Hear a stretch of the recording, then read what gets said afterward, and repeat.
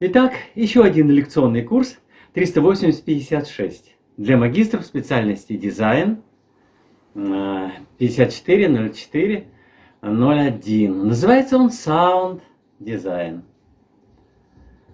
Смысл профессии дизайнера в том, чтобы сделать окружающий мир красивым, удобным для человека. И первая лекция посвящена основам теории дизайна, основам теории саунд-дизайна и природе звуков. В структуре дизайна интерьеров и внешнего облика здания огромное значение имеет свет и звук, подсветка интерьера и акустика интерьера. Последним элементом занимается специальная наука, которая называется Sound Design или звуковой дизайн.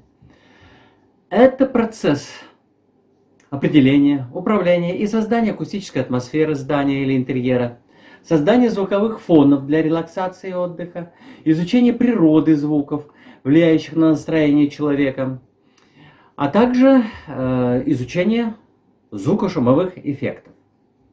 Саунд-дизайн – это мирное акустическое оружие, которое делает человека счастливее. Саунд-атмосфера может серьезно влиять на сознание человека, на его психику. Некоторые звуковые комплексы замедляют скорость реакции, влияют на память и несут общий негативный эффект. Явным примером или ярким примером может послужить высокая аварийность при вождении низкими частотами и высокой громкостью акустических систем автомобилей. Но человек может привыкать к очень жестким звуковым воздействиям на заводах, в аэропортах. Процесс адаптации происходит до рождения. Человек может до рождения сформироваться и родиться изначально в ужасной акустической среде, агрессивной и подавленной.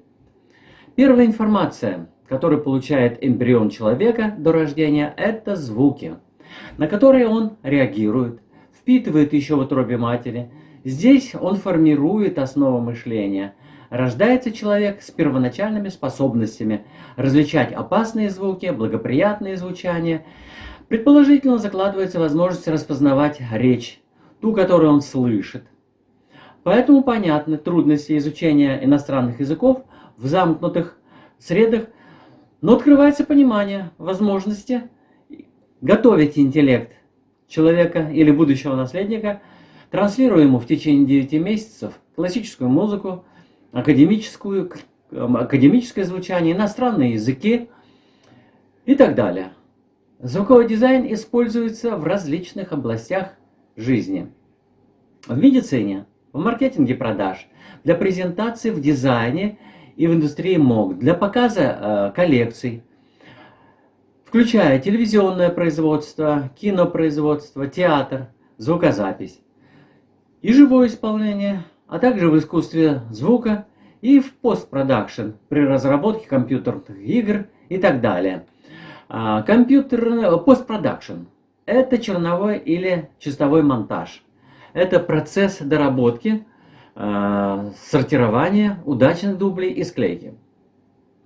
Вымершие голоса животных, динозавров, цератозавров, трицератопсов, голоса экзотических птиц или фантастических существ в инопланетных мирах возможно либо придумать, либо восстановить на основе окаменелости голосовых резонаторов, которые имеют общие акустические принципы. Например, наследники динозавров, современные крупные птицы, во многом уже звучат. Сейчас мы можем, понизив частоты, понять, как приблизительно с теми же самыми голосовым аппаратом звучали вымершие животные. Звуковое оформление чаще всего включает в себя манипуляция из ранее составленного или записанного аудио,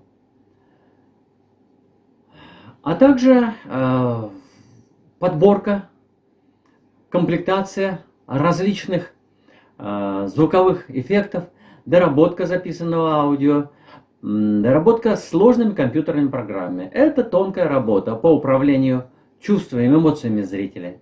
Через правильные звуковые образы каждый раз, когда вы видите на экране монстра, пролетающий космический корабль или человека, пробирающего через заросли джунглей, это работа профессионалов, которые искусственно создают звуки или подражают тем реальным звукам, которые значит, вы видите на экране.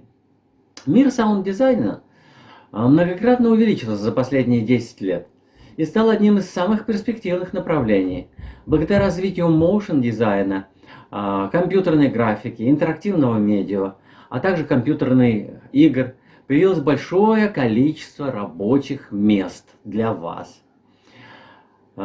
Плюс здесь появляются проблемы с ковидом, когда человек замкнут несколько и находится в виртуальном пространстве большую часть времени, а соответственно контент востребован. Люди находятся в виртуальном пространстве, в интернете, они хотят видеть и слышать очень многое из других областей. Но предмет требует знаний. Психологии восприятия, знания тембров музыкальных инструментов, их психологического воздействия, а также знания физики, акустики, частотных характеристик различных звуковых явлений, как, например, абсолютный слух и цветной слух соединяют в единую шкалу цвета, звуки, место расположения объекта, дизайна. Но не все люди обладают хорошим слухом, и саунд-дизайнеру не обязательно обладать абсолютным или цветным слухом, достаточно иметь хороший вкус и ощущение аудитории, на которой он работает. В целом это новый предмет, который имеет огромные перспективы, так как способен непосредственно влиять на подсознание человека, улучшать его настроение, приводить к релаксации и даже лечить некоторые заболевания. Он выбирает и вбирает различные достижения. Достижения, например, восточных, древних наук, фэн-шуй, объединяет звук, свет, свет, движение, направление движения, то есть географические точки в единое целое. Иногда оно может включать в себя комбинирование или манипуляции с аудио. И для создания нужного эффекта или настроения используются мощные компьютерные системы. Теперь цель. Цель освоения дисциплины – это стремление сформировать необходимые знания по созданию, записи, манипуляциям со звуковыми эффектами. Для любых мультимедийных сред, для видео, для анимации, видеоигр и также работа в программном обеспечении, совершенствование, звуковое совершенствование программ. Саунд-дизайн – это не только дизайн звука, но и преобразование акустической среды, которая окружает все эти объекты. Ведь эта среда в значительной степени влияет на человека. Это вид дизайнерской деятельности, объектом которой является акустика. Различных явлений, зданий, пространств, различных носителей, цифровых, аналоговых. Это акустика и открытых пространств, акустика рекламных продуктов и даже пропаганды, государственной пропаганды. Мы также познакомимся с литературой на эту тему, с компьютерными программами, такими как SoundForge, Adobe Audition, Cubase SX, Finale, Sibelius, Encore и другими. Познакомимся с библиотеками эффектов и разнообразными технологическими приемами в виртуальном пространстве. Мы узнаем о лучших существующих библиотеках эффектов и сэмплов и о работе с ними. Ознакомимся со спецификой оборудования для полевых студий, студийных сессий, записи собственных звуков, простыми способами, допустим, телефон, или с помощью сложного оборудования, а также системами шумоподавления и реализация эффектов. Сама формулировка звуковой дизайн указывает на деятельность, относящую к сфере производства звуков, акустических сред, работ по звуковому оформлению, аудиовизуальных проектов, проектированию и разработке звукошумового сопровождения экранных и мультимедийных продуктов, в первую очередь для коммерческого и массового использования.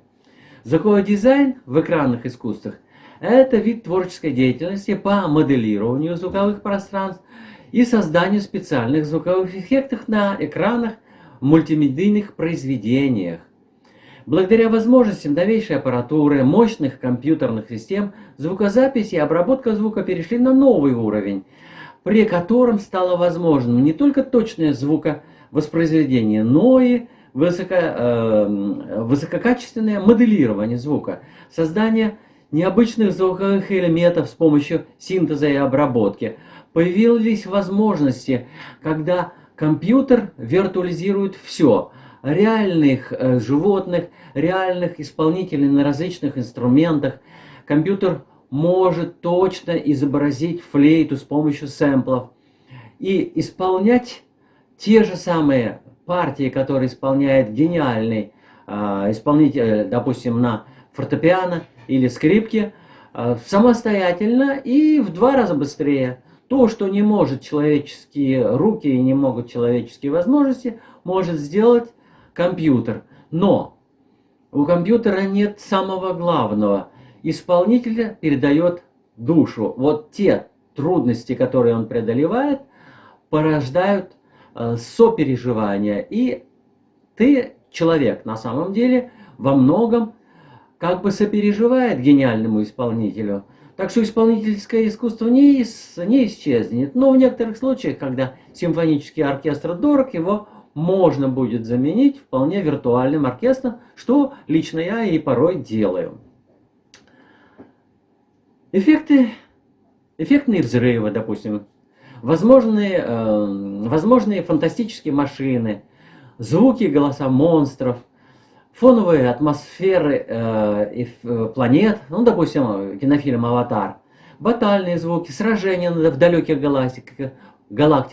Все эти и многие другие оригинальные компоненты кино, видеопрограмм чрезвычайно востребованы в современном коммерческом производстве кино, мультимедиа, компьютерных играх и прочей продукции. Без необычных звуков, без создания, которые создаются талантом саунд-дизайнера, действие в кино на телеэкране будет не столь динамичным. Эффекты не будут столь захватывающими. Звуковой дизайн востребован во всех областях, а также в сфере брендинга, в сфере рекламы, на радио, в театральном искусстве, в современных жанрах музыки появляются новые жанры музыкального искусства. Виртуальная музыка и академическая виртуальная, которые сочетают в себе, допустим, музыку уже традиционную, додекафонную, серийную, аллитерическую технику с возможностью компьютерных эффектов, что порождают следующие стили и направления в искусстве композиции. Дизайнер звука – это творческая профессия, которая подразумевает хорошее владение навыками в области звуковой техники и технологий. Поэтому среди специалистов по дизайну звука много профессиональных звукорежиссеров, звукооператоров, композиторов. Дизайнер звука может объединять в себе как творческого, так и технического работника. Должен он хорошо разбираться в драматургии, в режиссуре, аудиовизуальных продуктах, в актерском мастерстве. Он должен точно чувствовать взаимосвязь сценического и экранного действия, звукового сопровождения. Он должен быть и творческим, вдохновенным человеком, и в то же время физиком, узким специалистом, математиком, знающим самые простые законы акустики и физики. Как звук влияет на восприятие, визуальная информация?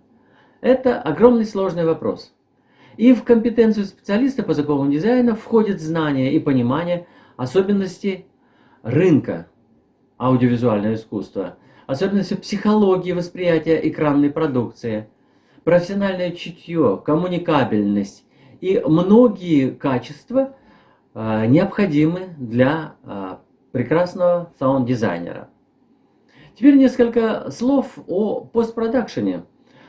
Я начал об этом говорить. Это черновой чистовой монтаж, это процесс доработки, сортирования удачных дублей и склейки. Озвучивание голосов людей, техника по различным, значит, принципам замены. Ну, допустим, невозможно дорогостоящее оборудование использовать в джунглях, в пыли, в таких вещах, которые снимают, но озвучивают позднее с помощью, значит, вот всех этих дизайнерских способов. Ну, мы знаем, что вначале актеры разговаривают как бы губами шевеля, записывают видеоряд, а потом уже записывают чистовой голос. Здесь возможности исправить что-то, изменить, что-то добавить. Есть еще такой эффект, как закадровый текст диктора. Мы помним 17 мгновений. За кадром диктор Ефим Капелян вдохновенно пропагандирует величие нашего, значит, вот, наших ФСБ, КГБ, внешней разведки и прочих вещей. Все это используется в кино, в рекламных видео. Так что закадровый текст крайне необходим, он прессует время, можно сказать быстро в двух словах о том, чтобы за кадром проходило длительно и невозможно показать. Теперь, наложение звуков природы, города, прочих шумов также лучше делать раздельно, не объединяя, как в старинных фильмах все было введены на одной дорожке. Иногда фильмы снимаются просто в декорациях или в зеленых комнатах, так называемых, да, и отсутствие нужных звуковых эффектов, ничего же там не происходит. Ты фактически в пустом пространстве, требует дополнения. И это лишь немногие причины, когда нужно создавать и накладывать дополнительные звуковые ряды, шумовые эффекты, искусственно созданных миров, которые не звучат и создаются виртуально на компьютере. Создание музыкального сопровождения. В зависимости от жанра и стиля видеоконтента, кроме музыкальных клипов, подбираются примеры музыкальных композиций. Этим также должен уметь обладать, значит, саунд-дизайнер.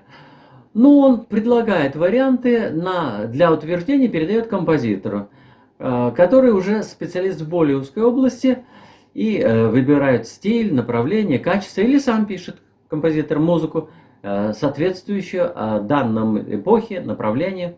При необходимости можно привлечь также симфонические оркестры. Главное, чтобы это было оправдано, то есть нужно иметь материальные средства. Симфонический оркестр – это сотни людей, которые требуют зарплату, и это можно, конечно, передать саунд-дизайнеру или профессионалу композитору, который виртуально все это склеит.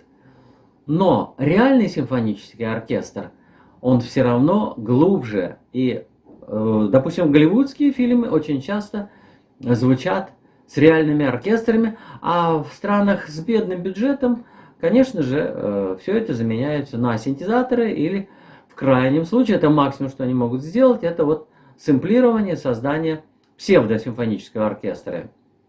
И здесь есть следующая область, это мастеринг, сведение звуковых дорожек. Так, это часть постпродакшена для звука.